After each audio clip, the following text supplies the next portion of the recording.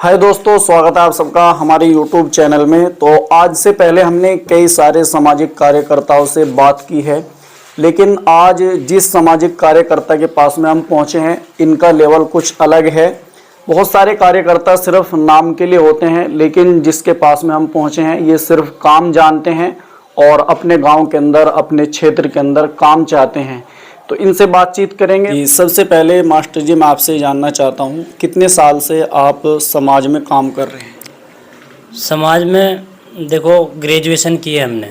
Graduation final के बाद हमने सामाजिक मुद्दों को उठाना शुरू किया। तब से ही हम समाज में काम कर रहे हैं। पढ़ाई के दौरान भी अगर हमारे साथ कोई ऐसा मसला पेश आया तो हमने उसकी आवाज़ उठाई, उसके लिए भी आवाज़ उठाई।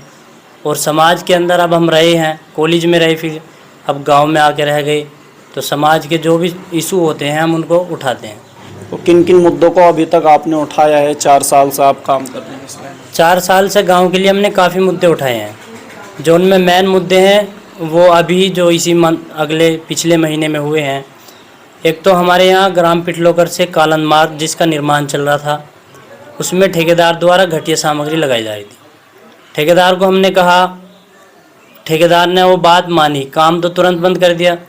लेकिन रात में किस समय आकर उसने 11 बजे काम शुरू किया।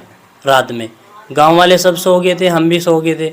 सुबह हमने वहां जाके देखा तो रास्ता कम से कम तकरीबन 400 मीटर वो रास्ता बना हुआ हमें मिला। 400 मीटर रात में बना दिया। 400 मीटर वो रास्ता रात में बना दिया उन्होंने। और कितने मुद्दे हैं जिनके ऊपर आप आवाज़ उठा रहे हैं? देखो, आज़ादी के बाद से गांव मेरठ ज़िले का लास्ट है वो। अगर इधर देखा जाए तो मेरठ की सीमा भी लास्ट है और उधर से मुजफ्फरनगर की सीमा भी लास्ट है। एक बीच में नदी है, लोकल है, बिल्कुल लोकल स्तर है, बैकवर्ड में गांव है।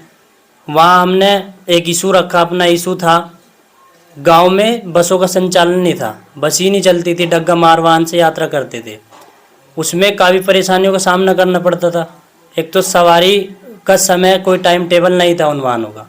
हमने उसको उठाया, उस मुद्दे को हमने उठाया, लेटर पैड बनाई, हमने एक ज्ञापन दिया माननीय विधायक जी को। विधायक जी ने आरएम साहब को ज्ञापन दिया। ज्ञापन जाने के बाद 15 या 20 दिन उसमें लगे। उन्होंने उस प्रति को साइन करके अपने संज्ञान में वो ले लिया और कहा कि हम बसों का संचालन जल्द ही शुरू करेंगे। अब बस चल चुकी हैं या फिर अभी उसमें कुछ काम बाकी? ना, बस चल चुकी है। हमारे यहाँ 3 बस परमानेंट आती हैं जो यहीं उनका चालन है। यही पिटलोकर गांव से मेरठ जाती है? जी, पिटलोकर से बेगमपुल पहुंचती है वो बस। बेगमपुल तक? जी। और कितने मुद्दे हैं? जैसे कि अभी कुछ दिन पहले हमने सुना था आपके गांव में एक हॉस्पिटल बना था जो काफ़ी दिनों से बंद पड़ा हुआ था, तो उसके ऊपर भी आपकी एक आवाज़ आई थी। तकरीबन 6 या 7 साल पहले उसका निर्माण कराया गया था। निर्माण होने के बाद वो ऐसे ही पड़ा था भाई, आसपास में घास कीचड़। हालत ये हो गई थी, गाँव वाले वहाँ पर गोबर पाथने शुरू कर दिया था, अपने पशु बांधने उन्होंने वहाँ शुरू कर दिए थे। हमने देखा वो सामाजिक मुद्दा आया हमारे सामने। हमारी टीम ने वहाँ पहुंचकर कहा, गांव वालों को समझाया, वो नहीं माने। फिर हमने एक एप्लीकेशन तैयार की। एप्लीकेशन तैयार करने के बाद हमने उसको स्वच्छता विभाग को सौंपी और अपना जैसे जो हमारा तरीका था करने का न्यूज़ वालों को दी। न्यूज़ वालों ने हमारी वो खबर लगाई। उसके बाद ही तुरंत 8 या 15 दिन बाद उसमें डॉक्टर आने शुरू हो गए और अभी चालू है हॉस्पिटल? चालू है। और जिस तरीके से आप काम कर रहे हैं, तो किन किन लोगों का आपके साथ में सपोर्ट रहता है? ज़्यादातर गांव वालों का सबका ही सपोर्ट रहता है। बहुत सारे लोग जब ऐसे काम करते हैं, उनको बहुत सारी चुनौतियां आती हैं, तो उनसे कैसे निपटते हैं? चुनौतियां तो देखो, कोई भी काम करते हैं हम, चुनौतियां तो आनी है। अपना घर का कोई काम हो उसमें भी चुनौतियाँ आनी हैं। संघर्ष करना है। अगर संघर्ष करते रहेंगे तो उन चुनौतियों को पार करते रहेंगे। अच्छा मास्टर जी, जैसे कोई सामाजिक कार्यकर्ता होता है, आगे चल के देखा ही जाता है कि वो राजनीतिक दुनिया में कदम रख देता है, तो आप राजनीति को लेकर के क्या सोचते हैं? राजनीति को लेकर सोचते हैं, अभी तो कोई विचार है नहीं, निस्वार्थ सेवा में लगे हुए हैं। समाज के लिए जितना काम होगा हमसे करेंगे, राजनीति का भी कोई ऑप्शन नहीं है।